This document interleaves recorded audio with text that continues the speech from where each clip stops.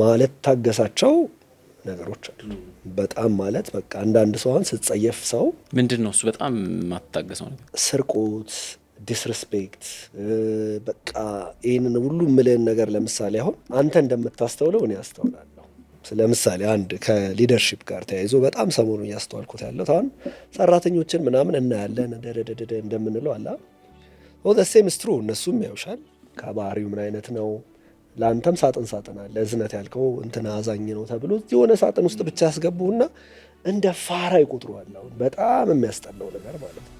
አሁን እነዚህ አይነት ሰዎች ምንም አላስቀምጣቸው ማለት ሪጋርድለስ እንደው ምንም እንትንም የለም ማለት በቃ እንትን እላለሁ እንሞክራለን ምናምን ግን ጥሩነቱ ምንድነው ድርጅቱ እየወደቀ አይደለም አሜን ከትላንት የተሻለ ነገር ውስጥ ነው ያለነው ሶ we're doing good ወደ 6-7 ላይሰንስ ኖራን የምናደርገው ትላንትን እንደ ሪፈረንስ ወደ ኋላ ሄጄ ሳይ የሚያጽናናኝና የሚያረጋጋኝ ነገር አለ ፍጹምም ደግሞ እንትን እንዳለል ማለት ነው ግን ይደብራል እሱ አሁን ቅድም ያልሽው አበሻ ምናምን የምትዩ ዲስፕሌይ ያደርግ በደንብ በቃ people they took you for granted በቃ ይደበሩብሻል ይሄ ከየት ነው የመጣው ሪያላይዝ ማድረገው ሰው አንተ ሰራተኞችን በምታውቀው ልክ እነሱ የሚያውቁ ይሄንን ካላወቅ አንተ በጣም የማትረባ ሰው ነህ ዕውቀት ያንተ ብቻ ከመሰለ ማለት ነው አንተ እንደሰማሃቸው እነሱም ሰምተዋል አንተ የሆነ ነገር ገሌ እዚህ ላይ ጥሩ ነው እዚህ ጋር መጥፎ ነው እዚህ ጋር እንዲህ ነው እንዳልክ አንተም እንደውም they watch በተለይ ብዙ የምታወራ ብዙ እንትን የምትል ከሆነ ያውቀዋል